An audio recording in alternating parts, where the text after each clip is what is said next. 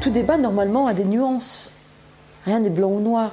Mais quand il s'agit de la question de l'islam, il y a les bons et les méchants. Il y a le blanc et le noir. Tout est binaire, un peu comme notre ami George Bush, qui a adressé un axe du mal. Et bien là, pareil, on a défini qui était le mal.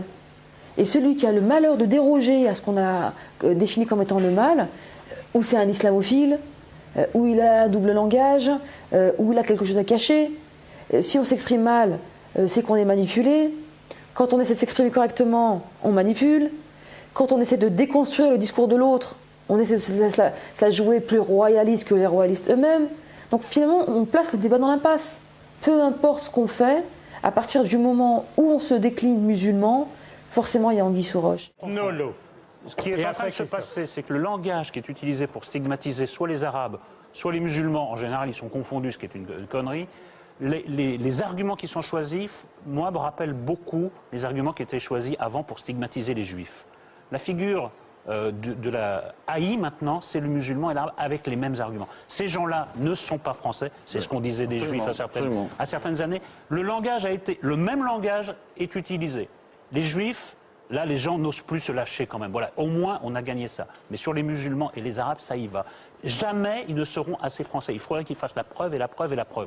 Et on peut faire un décalque, vous pouvez prendre des textes de l'époque et des textes maintenant, c'est la même terminologie, et moi je trouve ça très inquiétant. Alors effectivement, peut-être je suis islamophobe, et ce soir j'ai fait mon coming out, oui probablement que je suis, comme beaucoup de Français... Vous n'avez pas pareil de dire j'ai peur des extrêmes, et de dire j'ai peur de l'islam, c'est pas tout à fait la même chose. C'est des extrêmes. Le fondamentalisme, le salafisme, le wahhabisme, ce n'est pas l'islam. Non mais c'est inclus, mais vous avez peur de l'islam. C'est inclus les extrêmes. Attendez, François Villot. Ben oui, mais c'est un peu un amalgame que vous faites entre l'islam, qui est une religion de paix, et les extrémistes. Quand on est invisible, quand on est démographiquement parlant insignifiant, donc il n'y a pas de résistance. Et donc c'est tout à fait naturel que les gens réagissent à cette visibilité brusque et soudaine envers laquelle les mentalités n'ont pas été préparées. Et donc c'est naturel, mais c'est pas normal. Aujourd'hui, on a assisté aussi à un nouveau phénomène, c'est une révolution silencieuse, c'est-à-dire qu'il n'y a jamais eu autant de lieux de culte en France, il n'y a jamais eu autant de produits halal, et puis il n'y a jamais eu autant de classe moyenne et de classe moyenne supérieure. Ce qui forcément fait qu'on a quitté la génération ouvrière et qui met en tension la société française, puisqu'il va falloir partager les lieux de pouvoir. Donc il y a aussi un discours, on va dire, un peu stigmatisant à l'endroit de ces musulmans qui finalement sont citoyens français et trouvent des équilibres entre à la fois leur foi et puis leur fonction dans la société française, quelle qu'elle soit. Donc aujourd'hui, on assiste à une poussée qui se fait un petit peu loin des médias et puis de ces logiques un petit peu, si vous voulez, des faits divers où on cible des pratiques extrêmement minoritaires au sein des musulmans de France. Une visibilité encore plus mal vécue lorsque l'islam devient la religion de Français de souche. Et là encore, la thèse du FN liée à l'immigration s'évanouit. Marion Chaïma a choisi l'islam il y a 8 ans maintenant. Un choix rationnel, affirme cette doctorante en sciences politiques.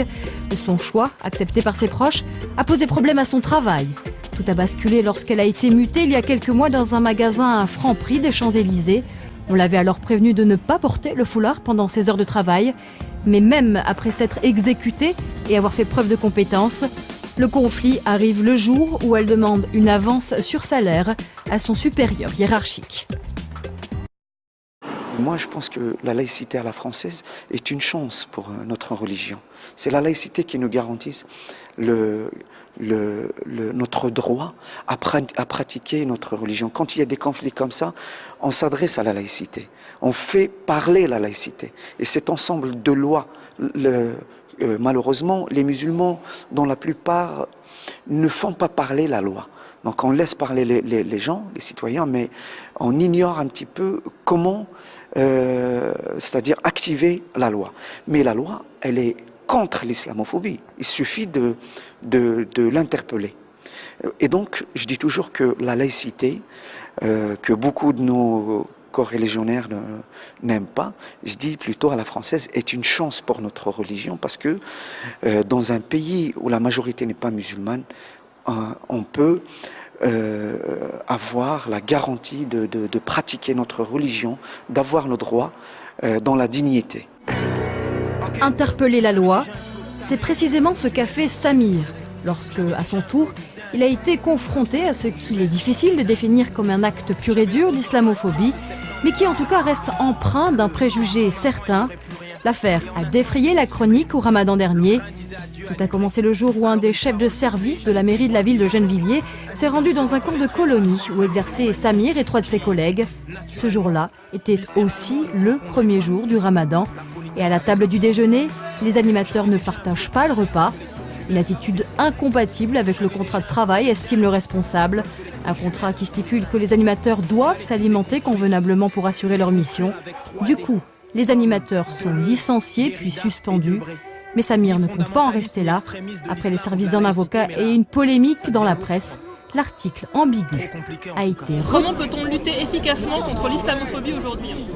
Selon moi, pour lutter efficacement contre l'islamophobie, il faut tout d'abord une meilleure implication des musulmans dans la vie sociale en France, tout simplement. Je pense qu'en s'intégrant de manière, sans se trahir bien sûr, mais en s'intégrant dans la vie sociale en général, dans toutes les actions et pas seulement les actions qui concernent que les musulmans, c'est ainsi qu'on peut lutter efficacement contre l'islamophobie.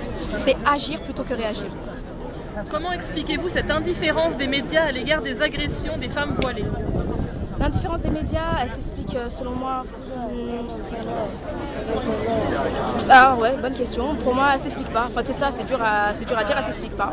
Je pense que c'est la vraie question à se poser. Pour moi, je trouve aucune excuse au silence des médias. C'est-à-dire l'agression d'une femme, qu'elle soit musulmane ou non, quand elle perd son enfant, quand c'est à ce point-là grave, dire que ça ne soit pas relégué par les médias, il n'y a pas de...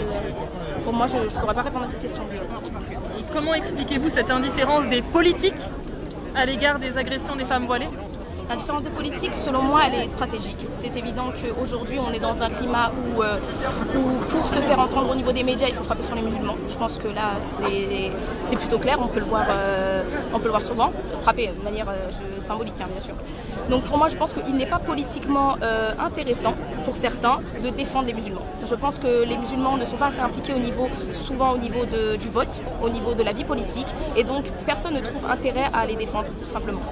Donc je pense que s'inscrire sur les listes électorales, aller voter, c'est le meilleur moyen de se faire défendre pour l'avenir.